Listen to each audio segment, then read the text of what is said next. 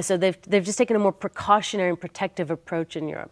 How do you flip that, though? I think it was Calvin Coolidge who once said that the business of America is business. If we believe that and if we behave in that way, how do you ever flip the script, so to speak?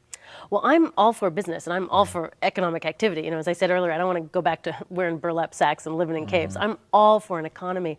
But I think the economy has to serve, and business has to serve a greater goal, which is public health, social equity, social justice, and clean, healthy environment, thriving, healthy economies. Those should be our goals. And as long as our business are contributing to those goals, excellent. Let's have more. Let's turn it up. Let's turn up the volume on those good, healthy, clean jobs.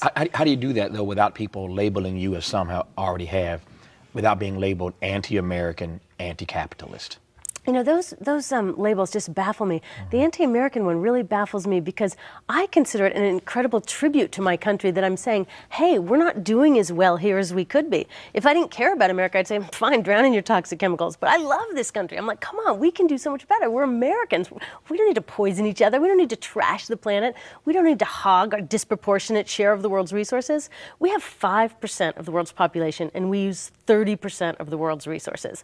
That's not okay. The America I know cares about fairness, cares about health, cares about taking care of each other. So that's what I'm standing strong for, that America. What do you think then drives, to your subtitle, our obsession as Americans with stuff? I think there's a number of things. One is the excessive commercialization in our society.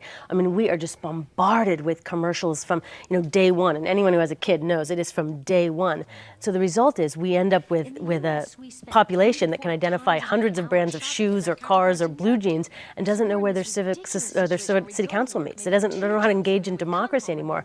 I really see this when I travel around the country and I give talks and I show this film, The Story of Stuff, and it lays out a really broad systemic critique of our materials economy. I cannot tell you how often somebody raises their hand when I'm done and says, what can I buy differently to solve this problem? And I've come to see that we have two different parts of us. We have a consumer part and we have a citizen part. And that consumer part is spoken to and validated and nurtured so much from the time we're so little that we really have this overdeveloped consumer muscle, this overdeveloped consumer identity, and the citizen muscle has atrophied. And it's so depressing when I go around and talk to people about these issues. I say, well, what else can you think of doing? And it's all, I can do this, I can do this. I'm wondering, why are we not saying, we can do this? What have we ever achieved as a society by one individual? It's always been collective action engaged in the political process. Yet we're getting all these messages telling us, if we just recycle, if we just carry our own bag to the store, it'll be fine. That it won't be fine. The sum of all those things, even if we did all those green lifestyle things, it's not enough to get our economy back on a sustainable and healthy path. And it's letting the beauty of this country and our democracy just go to waste. I'm trying to figure out if the people who are giving us these messages about what we can do to reduce, reuse, recycle, good message, accurate message, no doubt about that. But I'm trying to figure out whether or not these people are, just well-intentioned but not thinking big enough, or conversely, whether or not there is a benign neglect on the part of those who know what we ought to be doing, but they have their own reasons for not really telling us that we've got to be more aggressive about this. That's an excellent question. I think there's both. I think there's a lot of environmental groups who really honestly care about the planet, and their analysis just hasn't gone deep enough. And so they're still stuck in this, turn off the light when you leave the room, ride your bicycle, and we'll be fine. But there is also a very concerted effort to convince us that being a consumer, a responsible consumer, is all we need to do. And I'll tell you, one of the industries that's really at the forefront of that is the plastics industry. In the 1980s, there was a growing concern among the public about plastics. It was washing up on beaches and landfills were filled up, and people learned that if you burned it in incinerators, it released all these toxic chemicals. So the plastics industry got together and said, let's convince the American public that plastic is recyclable. And you might remember all those commercials about, the station wagon jeers to a halt and all the milk spills, but it doesn't break because it's in plastic, and all these pro-plastic things. That was a concerted effort to get us to recycle plastics, because that will make us feel like we're actually doing our part. And it works. And when people throw something in the blue bin, you feel better than when you throw it in the garbage can. And so it's, in a way, it's sort of like, a panacea. It deludes us into thinking that we're doing something to help when we're not really.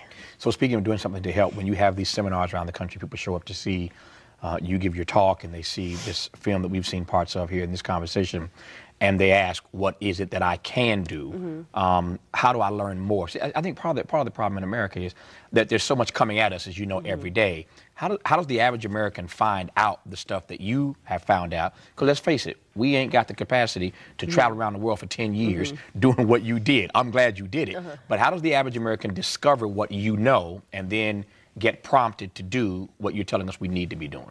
Well, there was not the internet when I first started, so now it's a lot easier. You can research tons of this stuff online, and there's wonderful organizations. You can go to our website, which is storyofstuff.org, and we have for free all these different movies that examine different parts of the materials economy, lots of organizations to connect to. You can read the book. It has lots of details of what I saw visiting garment factories in Haiti or toxic waste dumps in South Africa, where we for years sent our toxic waste to South Africa under apartheid, and it was dumped in the black communities and where nobody could move, and we were just doing that for years and years.